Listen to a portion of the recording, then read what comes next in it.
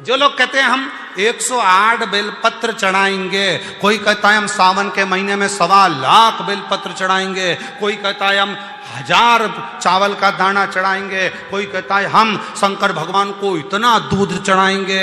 शिव पुराण की कथा कहती है एक चावल का दाना भी अगर दिल से चढ़ाया गया है तो वो 1000 के बराबर है। एक बेलपत्र भी दिल से चढ़ाया गया है वो 1000 के बराबर है। एक फूल की पंखड़ी भी चढ़ाई गई है वो 1000 के बराबर है। और निवेदन है सारे कावड़ यात्रा वालों को, कावड़ियों को, पूरे राष्ट्र में जो कावड़ भरने वाले हैं उनको मेरा करबद्ध हाथ जोड़कर निवेदन है, हरिद्वार जाओ, चाहे काशी जाओ, चाहे तुम्हारा मन हो छिपरा जाओ, चाहे नर्मदा जाओ, चाहे तुम सीवन के तट आओ, पर निवेदन है कावड़ यात्री 100 किलो जल, 151 किलो की कावड़, 50 किलो की कावड़, 21 किलो की कावड़, ये आडंबर, ये दिखावा मत करो। शिव जी को तो एक छोटा सा लोटे का जल भी चढ़ाओगे तो स्वीकार कर लेगा। मेरे शंकर भगवान को आडंबर कर मत दिखाओ। मैं 101 किलो लेकर चल रहा हूं और 101 किलो कंधे पर लेकर चल रहा है। उधर पत्नी बेचारी की जान सूखे जा रही है, मेरा पति भूखा होगा, माँ बाप की जान सूख रही, मेरा बेटा कैसे चल रहा होगा, किसी का दिल दुखा कर ना। हम तो यहां तक कहेंगे जितना तुमसे बने 1 लोटा जल सारी समस्या का हल। और सावन के महीने में 2 लोटा जल।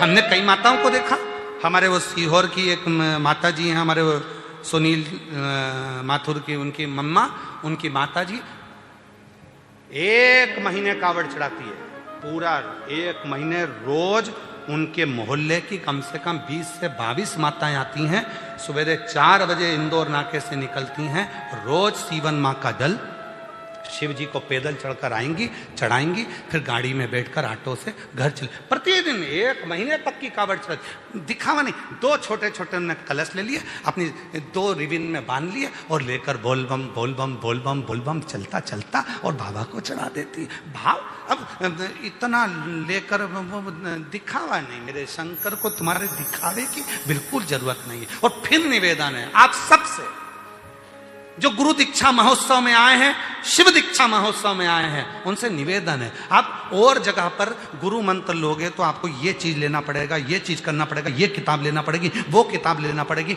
हमारे यहाँ गुरु दीक्षा लेने वालों से भी निवेदन है कोई आडंबर में मत फंसना, शंकर जी का नाम लेना। गुरु दीक्षा ली, मंत्र लिया, शिव का नाम लिया, और बस जब फुर्सत हो, तुम्हें लगे कि तुम्हारे बाप की तुमको जरूरत है, तब उस समय उस देव अधिदेव महादेव को पुकारना प्रारंभ करना। शिव तुम्हारे पास, शिव तुम्हारे, कोई आडंबर नहीं करना, कोई दिखा। गुरु वो नहीं जो बाजार में मिल जाए, गुरु वो नहीं जो कहीं मार्केट में मिल जाए, पर गुरु वो जरूर है जो खुद से ज्यादा शिव पर भरोसा करना सिखा दे, वो गुरु। अपने पर भरोसा नहीं, हम पर नहीं करना भरोसा, गुरु से ज्यादा। क्या कहा जब द्रौपदी का चीर खींच रहा था, द्रौपदी का चीर खींचा जा रहा था, द्रौपदी रोती हुई गुरु द्रोणाचार्य के सामने जाती है और गुरु जी से कहती है, गुरु जी मैंने तुमसे गुरु मंत्र लिया है, कोई साथ नहीं देगा, कम से कम तुम तो साथ दो। गुरु जी हाथ जोड़कर बोले, मैं भी तेरा साथ नहीं दूंगा, मैं भी नहीं दूंगा, पर याद कर मैंने जो तुझे गुरु मंत्र दिया है ना, उस मंत्र को जपना प्रारंभ कर, मैं साथ नहीं दूंगा, मंत्र जप। और द्रौपदी ने जो मंत्र का उच्चारण करना प्रारंभ करा तो द्रौपदी कहती है, मैं तो रजस्वला हूं, 3 दिन का मेरा रजो धर्म है, इस समय पर तो मैं भगवान को याद नहीं कर सकती, इस समय पे मैं भगवान की पूजन नहीं कर सकती, इस समय में मंदिर नहीं जा सकती, इस समय में भगवान की शरणागति नहीं ग्रहण कर सकती। गुरु द्रोणाचार्य ने कहा, सुन द्रौपदी, भले तू रजो धर्म से है, पर भगवान का नाम लेने में पीछे मत हटना, मंदिर भले मत जा, शिवालय भले मत जा, पर रजो धर्म के समय पर अगर तू भगवान का नाम लेगी तो भी उसको आना पड़ेगा। और द्रौपदी ने रजस्वला धर्म में 3 दिन की रजस्वला थी द्रौपदी, और जो द्वारकानाथ को पुकारना प्रारंभ करा तो द्वारकानाथ को तो सौगंध दी थी अर्जुन ने, द्वारकाधीश को तो सौगंध दी थी अर्जुन ने। अर्जुन ने कहा था, प्रभु आपसे निवेदन है, अंदर मत आना, भगवान बाहर खड़े थे। अर्जुन तू हारे तो मुझे बुला। अर्जुन ने कहा था जब तक मैं आवाज ना लगाऊं तब तक मत आना, कसम है मेरी, आप अंदर प्रवेश मत करना। जुए में अर्जुन हारता गया। दुर्योधन ने शकुनी मामा को बुला लिया, पर अर्जुन ने कृष्ण को नहीं बुलाया। क्यों? क्योंकि हम गलत काम करेंगे और हमारा द्वारका नाथ देखेगा तो अच्छा लगेगा। नहीं बुलाया, किसी ने नहीं बुलाया। भगवान छटपटाते रहे, एक बार तो बुला ले। जैसे दुर्योधन ने कहा कि मेरी जगह मेरा मामा खेलेगा, ए अर्जुन तेरे मुख से शब्द निकाल दे कि मेरी जगह चौसर मेरा द्वारका नाथ खेलेगा, तब देख जिता कर बताता हूं। एक बार तो कहे अर्जुन।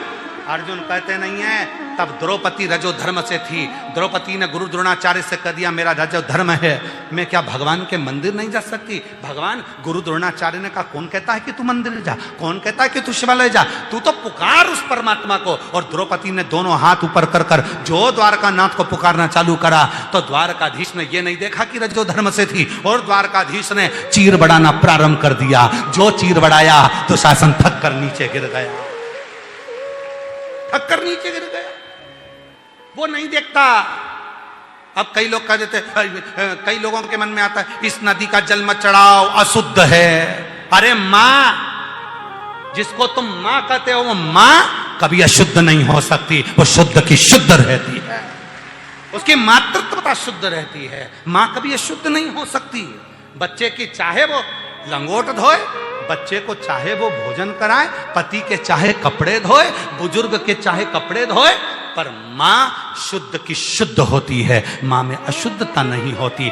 जिस पवित्र नदी का जल, चाहे मां सीवन का चढ़ाओ, चाहे मां गंगा का चढ़ाओ, चाहे मां नर्मदा का चढ़ाओ, चाहे मां छिपरा का चढ़ाओ, चाहे मां सरयू का चढ़ाओ, तुम्हारी मर्जी पड़े, चाहे मंदाकिनी, चाहे गोदावरी, जिस पवित्र नदी का जल तुम भगवान शंकर को चढ़ाओ, तुम ये मत सोचना कि ये नदी अपवित्र है या गंदी है। नहीं, जिस समय तुम जल लेकर जाओगे वो जल भी गंगा जल बन जाएगा और पवित्र हो जाएगा, क्योंकि मां पवित्र की पवित्र रहती है, मां में अपवित्रता नहीं रहती।